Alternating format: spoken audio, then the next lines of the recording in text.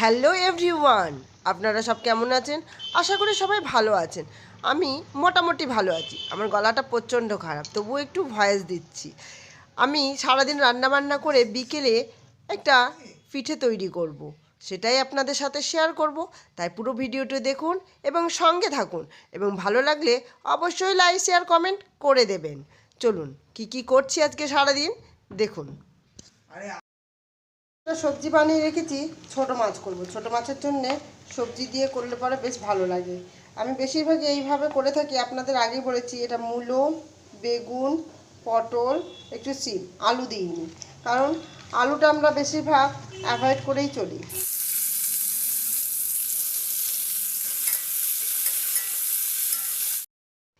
এখানে দু রকম ছোট ছোট মাছ আছে, একটা খয়রা মাছ, একটা ছোট কি মাছ যেন, যাই হোক, আর একটা বাটা মাছ। এই দুটো দুটো মাছে দু রকম ঝোল বানাবো।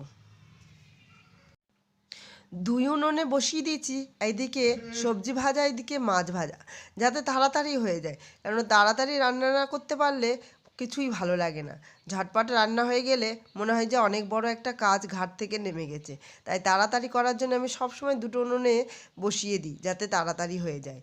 এখনই হয়ে গেল। এই যে ছোটো মাছটা কমপ্লিট হয়ে গেছে, এবার বড় মাছটাও, বড় মাছ বলতে বাটা মাছ, ওই মাঝারি, ওই মাছটাও করে ফেলবো ফাটাফাট। বাটা মাছের সর্ষে বাটা ঝোল এবার রেডি। এই যে দেখুন, আজকেও করে নিচ্ছি ধনেপাতা বাটা। ধনেপাতা বাটার রেসিপিটি আপনাদের সাথে আগে শেয়ার করেছি, এখন আর শেয়ার করলাম না। আর এই ধনেপাতা বাটাটা আজকে করে নিলাম। আর একটু শুকালেই হয়ে যাবে। একটু শুকনো শুকনো না হলে ভালো লাগে না খেতে, আর একটুখানি বেশি শুকিয়ে নিই। এই যে এটা হচ্ছে চাটনির মশলা, খুব অল্প সামান্যই দেবো, তাতেই খুব প্রচণ্ড মানে গন্ধটা বেরিয়ে যাবে।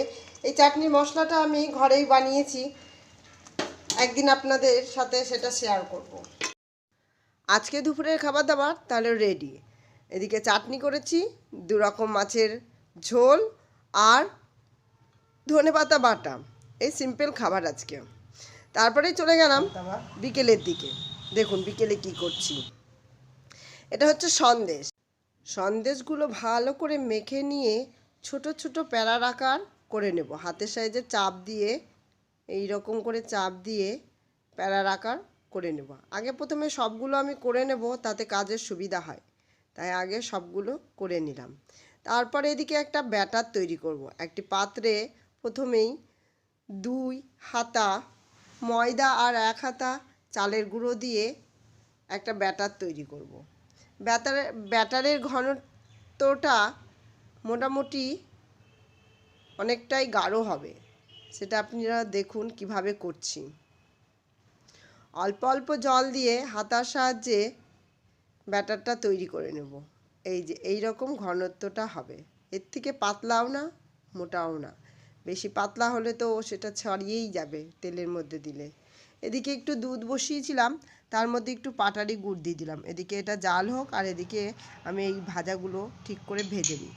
ব্যাটারটা একটা হাতার মধ্যে নিয়ে তার মধ্যে একটা প্যারা দিয়ে তেলের মধ্যে গরম করতে দিয়েছি, সেখানে তেল কড়াইয়ে, সেই তেলের মধ্যে আস্তে করে দিয়ে দেব।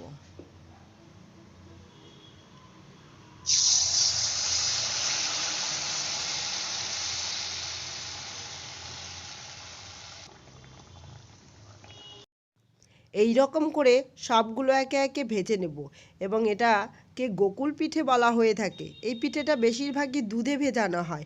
অনেকে দুধে খেতে চায় না বলে রসেও ভেজানো যায়, তাই এটা রসেও ভেজানো যায়। আজকের ভিডিওটা এখানেই তাহলে আমি শেষ করলাম। আপনারা ভালো থাকবেন, সুস্থ থাকবেন।